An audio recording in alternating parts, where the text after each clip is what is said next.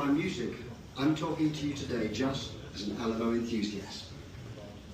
This model will hopefully give you a glimpse into the past.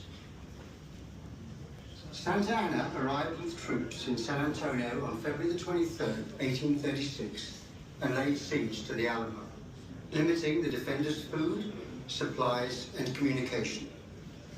In the following days, the Mexican army continued to grow. On learning that Texan reinforcements were not coming, the defenders sensed gloom. Adding to this, the haunting notes of the Degüello echoed across the plains, signaling that the Mexican army would take no prisoners alive. During the several months preceding the Battle of the Alamo, its defenders worked hard to transform this large mission into a fort, strengthening walls, filling windows, and positioning artillery. The structure just outside the compound and south of the west wall was the Charlie House. This belonged to Pedro Charlie, one of the original inhabitants of the mission, who operated a small carpentry shop in the southwest corner of the quadrangle. Nearby was an earthwork and palisade enclosure called a lunette, which protected the main gateway to the Alamo. Here, two mounted cannons protected a large double door for mounted traffic and a small pedestrian door. These gates were part of the low barracks and opened onto the Alamo Plaza, where the cenotaph monument to the defenders now stands. The first room to the right of the main gate within the low barracks was the small room used by Colonel James Bowie after he became ill during the siege. His cot inside this darkened room could be brought outside to gain fresh air. The northern extension on the east end of the low barracks served as the kitchen for the garrison. On the reinforced ramp and platform in the southwestern corner of the Alamo Plaza was the largest cannon in the fort's inventory, the 18-pounder. It was manned by the New Orleans Greys, and Travis fired this cannon in reply to Santa Anna's offer of surrender at discretion. Adjacent to it, where Pedro Charlie had his carpentry shop, was the post's blacksmith shop. In the structure next to this was the artillery command post. Just north, along the west wall, was the site of the Alamo's gun aim, which was also manned by some of the New Orleans Greys. This large cannon was devastating at close range. Midway down the west wall is a gabled structure that was once the Trevino house, and during the siege this site served as Colonel Travis's command center and headquarters. Here, Travis prepared and planned for the battle. The next house northward along the west wall was the southern Castaneda house.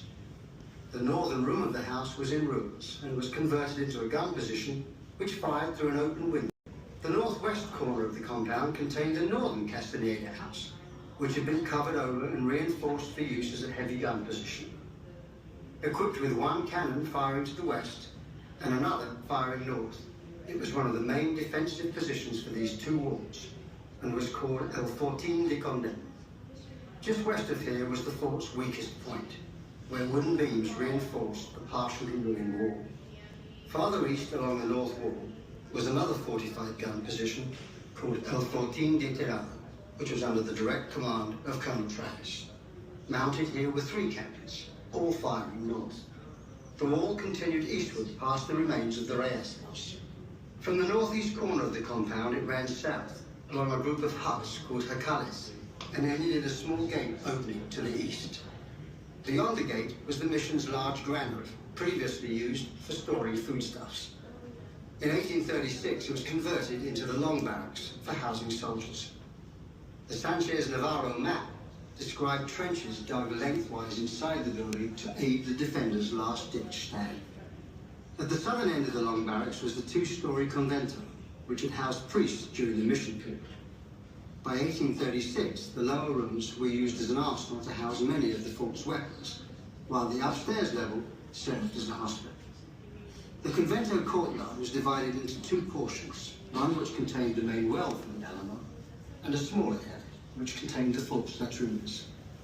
A small cannon was placed in the northeastern corner. South of the convento, in front of the mission church, was the southern courtyard. The palisade extended from the corner of the church to the low barracks with a centrally placed cannon. This was the area defended by David Crockett and his Tennessee volunteers. A ditch was dug outside the palisade, beyond which felled trees were dragged and stuck together to form an abattis. This device hindered direct attack of the palisade, forcing the enemy to negotiate a tangle of tree branches, while leaving them vulnerable to the Tennessee sharpshooters. The church itself was mostly roofless. Inside, a long earthen ramp led to a gun position on the back wall, called El Fortin de Cos. 3 cannons were placed here, all firing to the east. The church's inner rooms were considered the safest, and therefore provided sanctuary for the women and children during the battle. After 13 days of siege warfare and relentless shelling, the Mexican troops were assembled for the main attack early on the morning of March 6, 1836. General Santa Anna ordered his assault troops to form 4 columns. Grenadier and scouting, or cazadores companies, were supplied with 6 rounds of ammunition per man. The line companies were only issued 4. At about 5 a.m., the order was given to advance.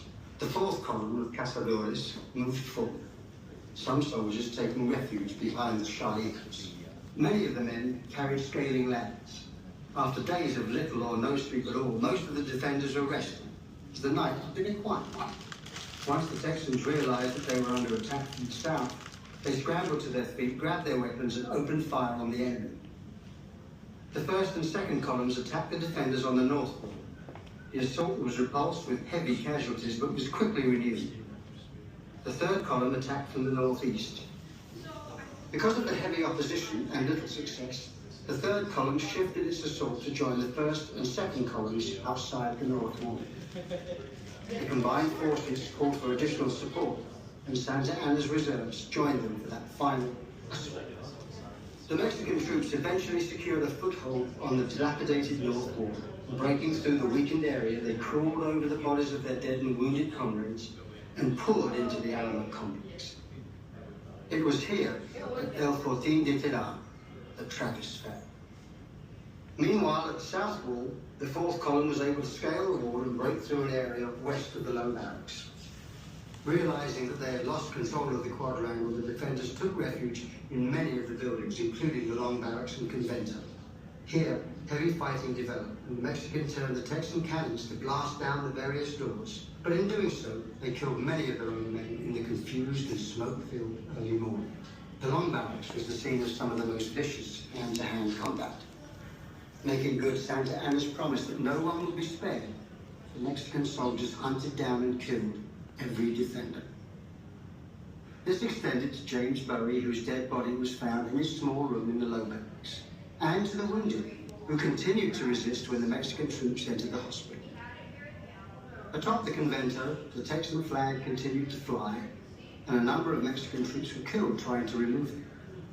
Finally, Lieutenant Jose Maria Torres charged the position, took down the defender's flag, and replaced it with his unit's colors.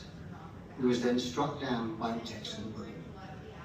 Lieutenant Torres is one of the many Mexican heroes who died that day. One of the last areas to fall was the palisade in front of the church. Here, after close hand-to-hand fighting, Crockett and his volunteers were overrun. Crockett may well have died here, although this will be forever debated among historians. With the last defenders killed, only the women, children, and slaves who had taken refuge in the sacristy were spared. Dawn rose and the black pall of smoke lifted over the battered and blooded fortress.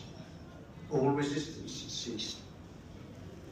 As word spread of the fall of the Alamo, 3 weeks later, where hundreds of Texans were executed, Houston's army was seething with rage and ready to fight.